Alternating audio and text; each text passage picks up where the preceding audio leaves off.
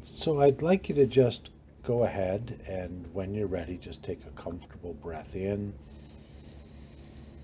and out and begin to remember as you breathe in and out. Remember how that breath, so many times in so many ways, in and out, as it has slowed, has taken you to a different place, a different level. So many times that breath in and out has helped you to shift your awareness, to just bring your focus in on your body, on your breathing, and how so many times in the past that has led to other things just floating away, floating to the background, perhaps even finding yourself remembering what the last time was like, how following your breath, all other tensions in the body gradually, one at a time, floated away, floated away. Perhaps even noticing how that is beginning now,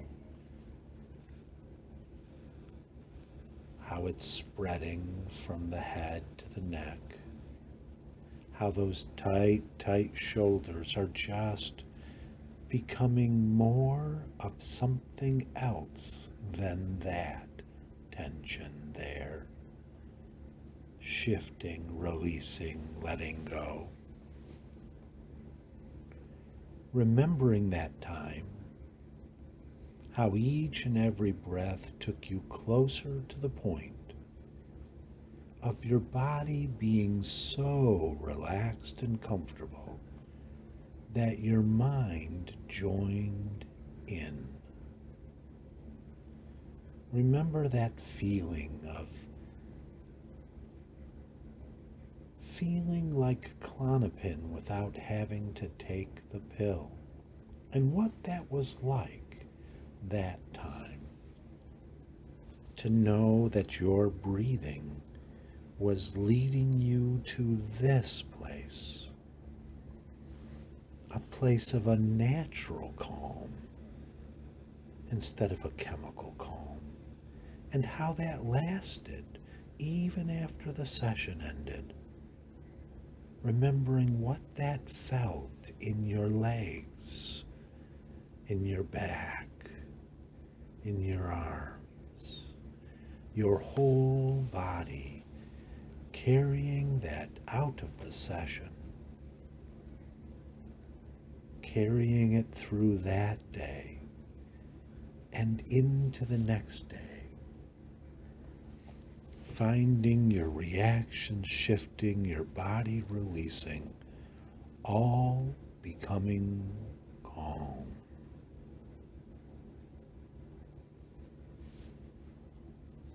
And what a curious thing that is, isn't it? To realize that all this time you've been looking for that pill bottle, and here it was inside.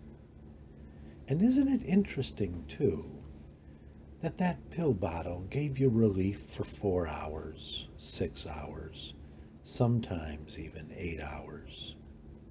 And yet, without that bottle, just by tending to your breathing, it lasted more than 72 hours.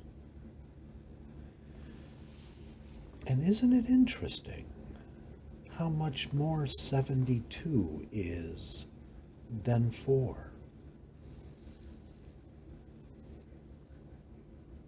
And yet, you didn't need to pay 72 times more money to take a deep breath. As a matter of fact, you got paid because you didn't have to buy anything. You gave it a buy instead of buying. You passed it by, and the breathing by the by brought you right here, now, to this place. Already feeling it deepening, and your mind joining in, releasing unnecessary thoughts, one at a time.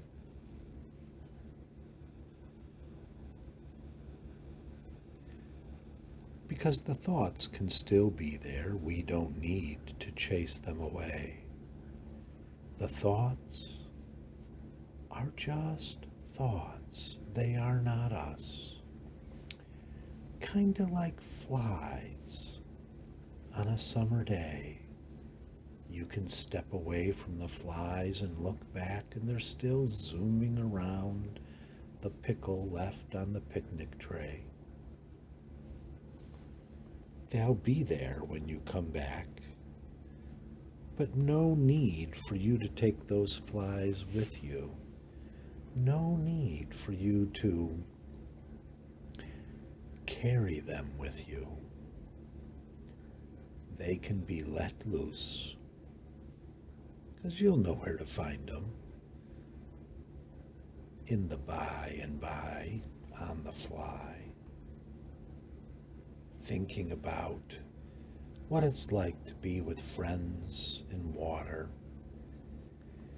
and how the chatter can be so pleasant that you can let the chatter drift to the background as you just float on the water. And perhaps when the sun gets a little too warm, you choose to just dip underneath the water for a moment, letting your entire body be covered with that cool, comforting water. And you notice how the voices of your friends just stay on top. Perhaps you hear the muffled echo, or perhaps you just hear the beating of your own heart in your ears. Whatever it is, knowing you've just left them behind. No need to tend to them. When you're ready for a deeper sense of calm, you just float below them. That's right.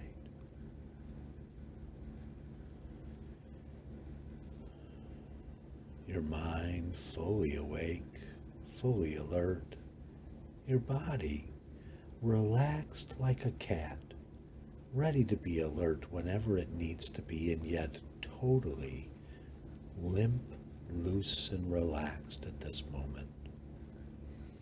Any thoughts floating away, any tension washing off.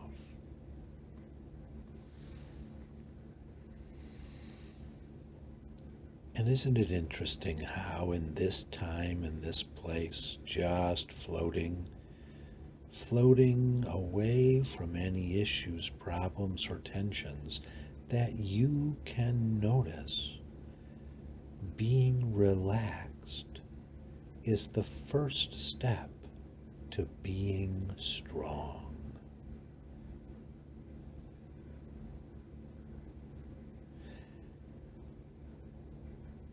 Like that prize fight I remember seeing one time, the young, challenging braggart in the corner jumping around, making faces, leering at his opponent, calling out, hopping up and down, jumping around, thumping his fists in the air.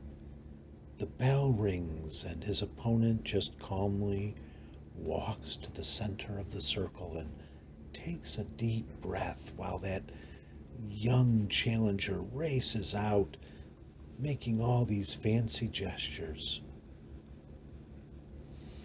Taking a deep breath, the champion just punches once and the challenger goes down. I remember Howard Cosell commenting how no one even saw it coming because the champion knew how to relax as the first step to being strong.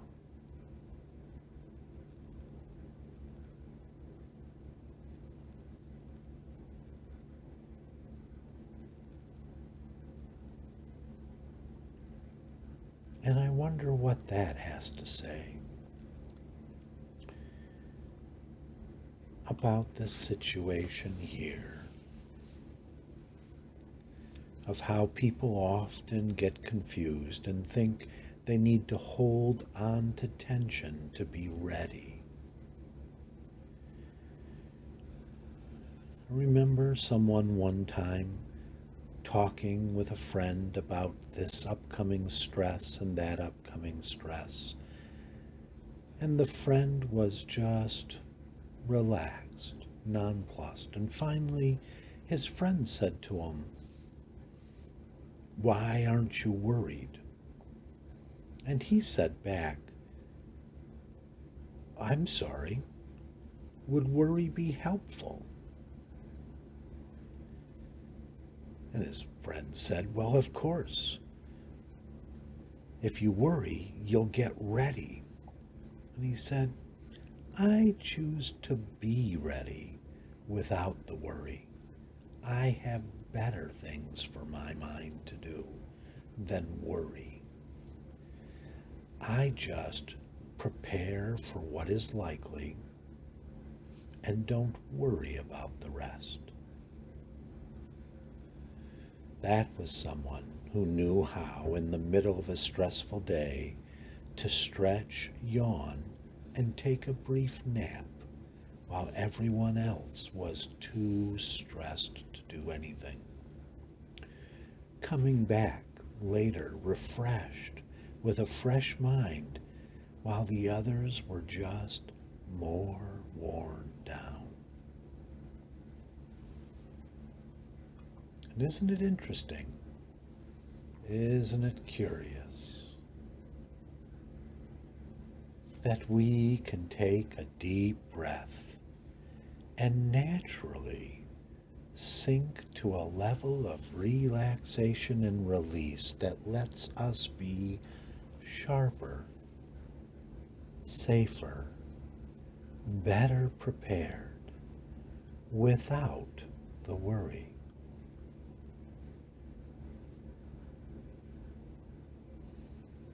Perhaps noticing how already this relaxation in the body has surpassed anything that the Klonapin has done, because the mind remains alert. It just has let go of worry. No need for that cloud in the head, that fuzziness. The release comes from within by following the breath.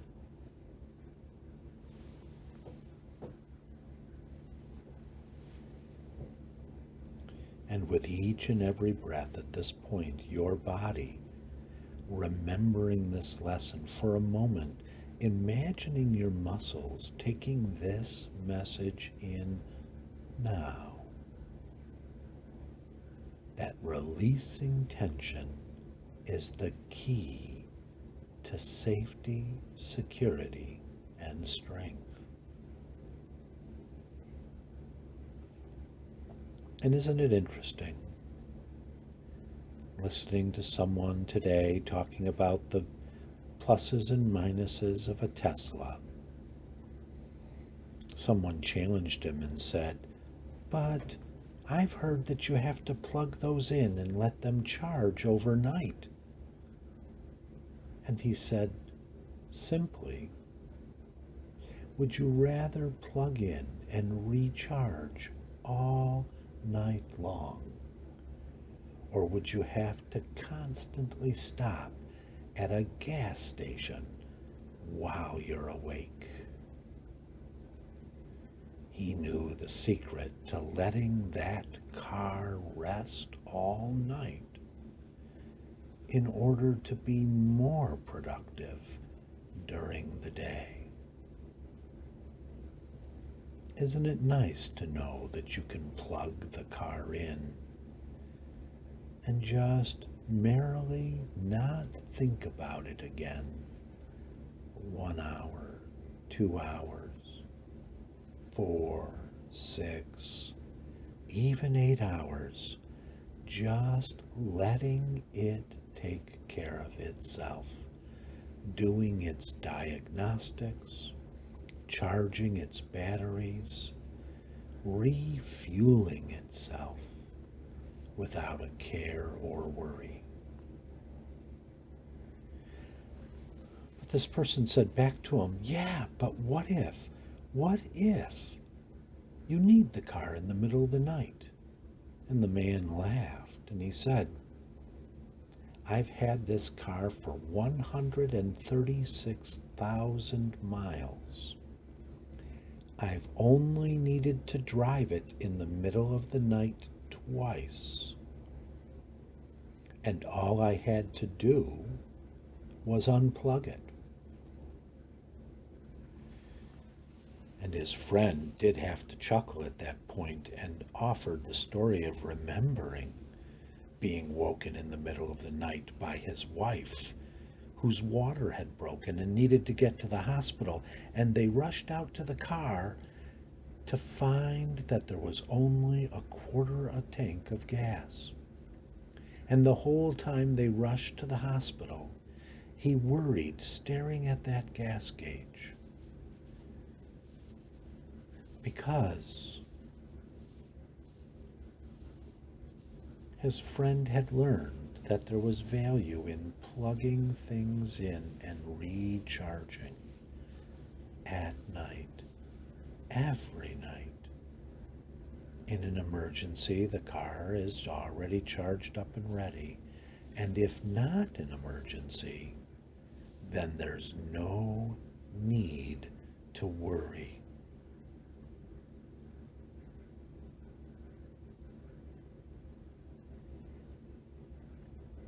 Curious thing that musicians have learned is that when they learn to take a deep breath, they actually hear other musicians' notes better.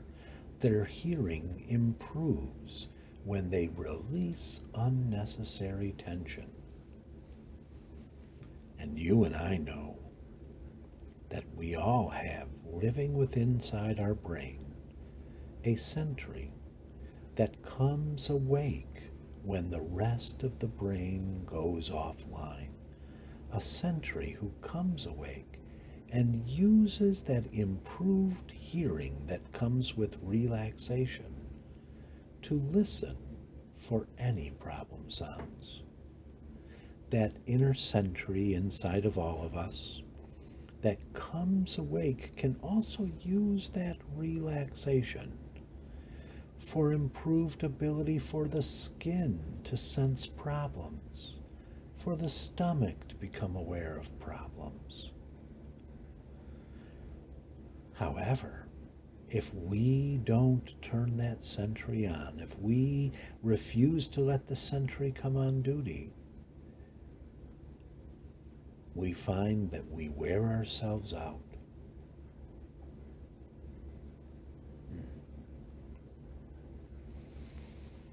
But it also helps to know something that you know today that you did not know yesterday.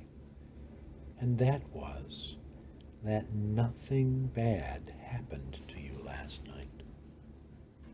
Isn't that interesting? You can feel much calmer about last night than perhaps the you that was here yesterday felt. And the you from yesterday knew so much more about how it was okay to relax than the you from last week.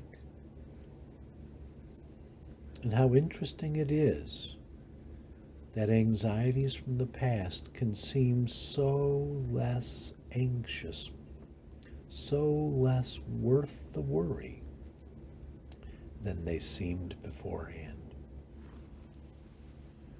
You might even find yourself now, a part of you, while this part continues to feel good, that other part remember those other times, back in the military, when you worried about what might happen during the night. And isn't it interesting that you know now what that you did not know then? And that is that you will be okay in the morning. Isn't that interesting to know that? You will be okay in the morning. So what would it be like to walk back in time? Each step perhaps taking you a year. Walking back in time with this feeling, this wonderful sensation of deep relaxation and knowing you made it through the night.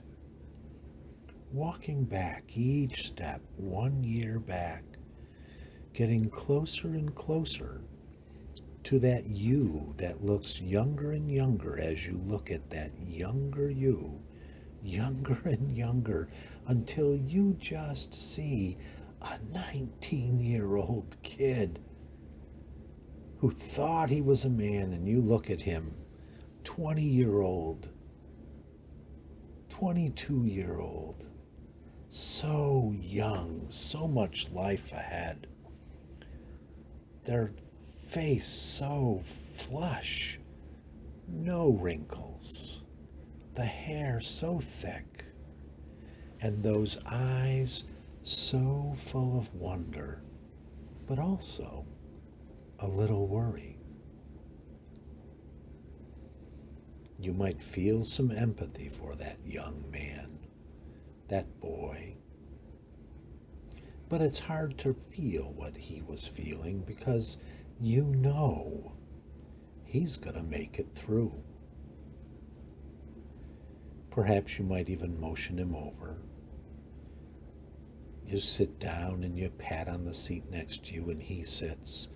And he might start sharing with you all of his concerns, all of his worries. And you can hear them and you can listen.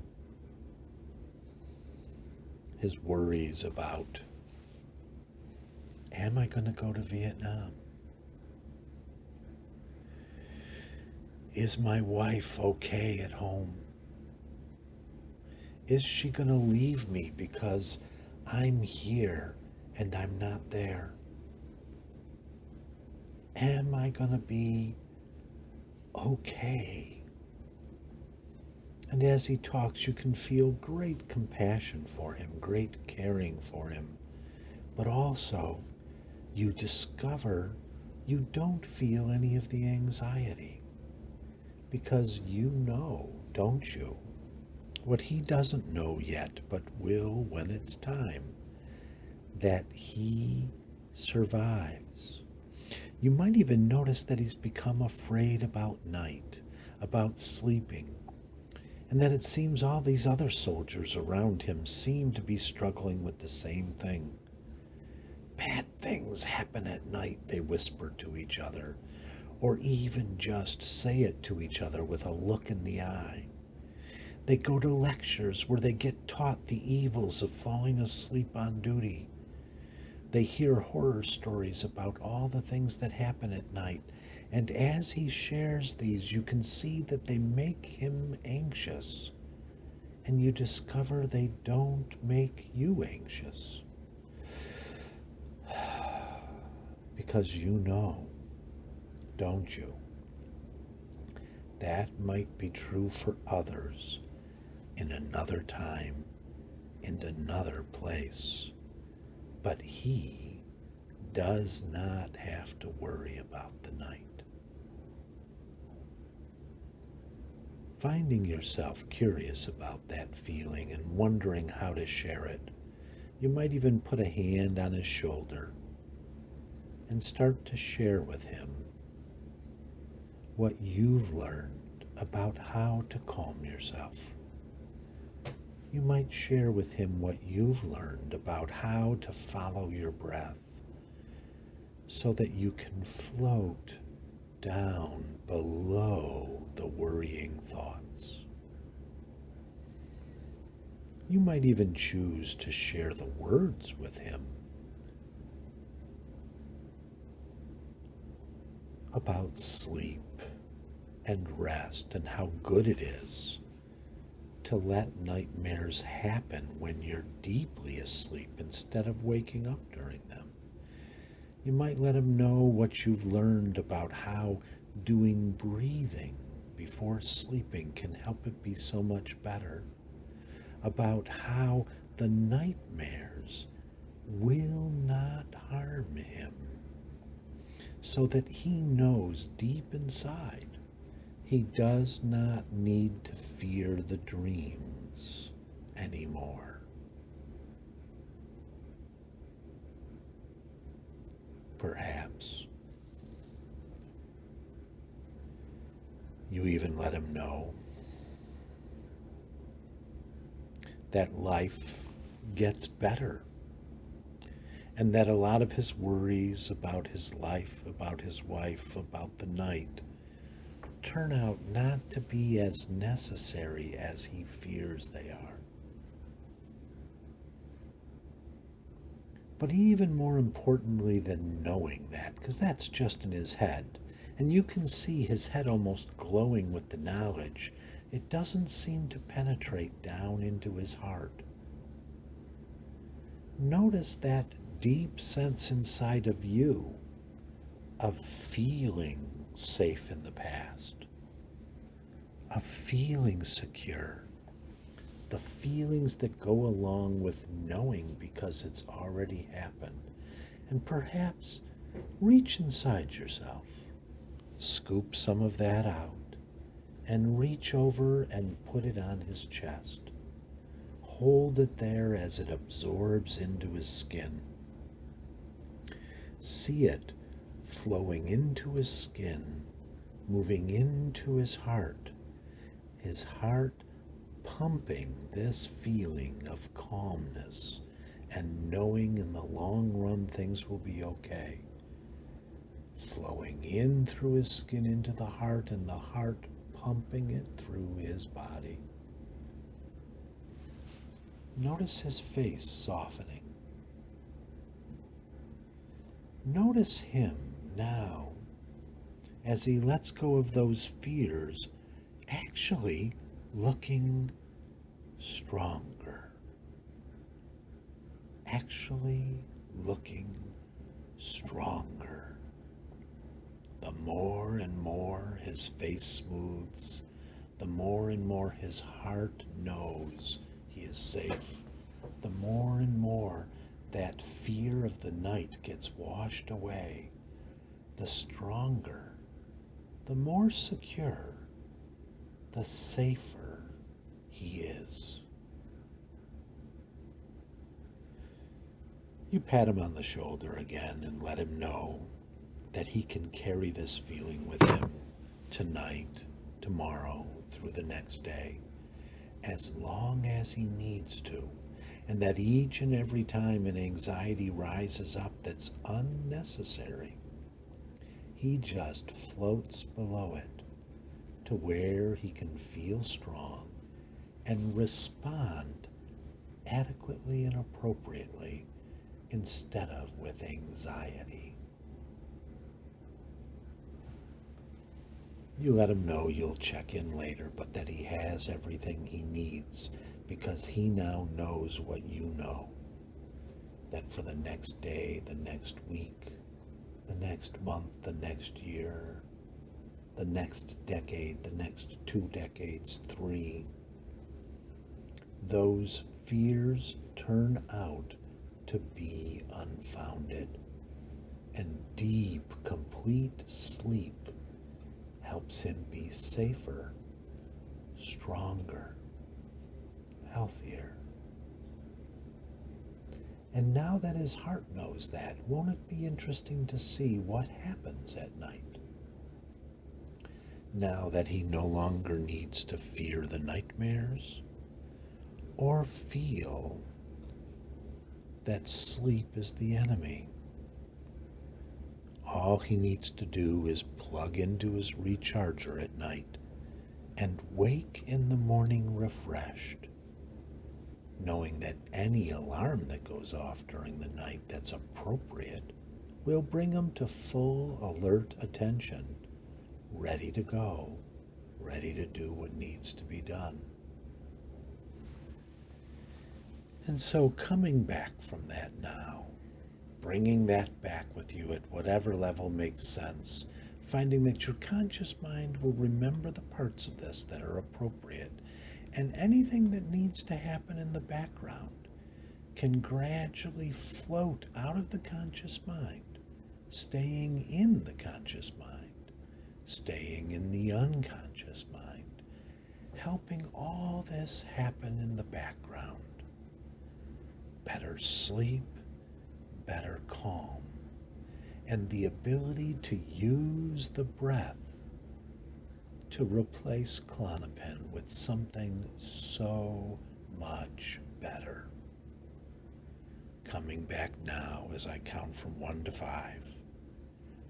1, storing these thoughts, memories, experiences in their appropriate places. 2, carrying back them with you into your arms, legs. 3, starting to shift, move, enter your body. 4, noticing what it's like for the brain to come back online, fully alert and yet relaxed. And 5, eyes open, wide awake and refreshed. Welcome back.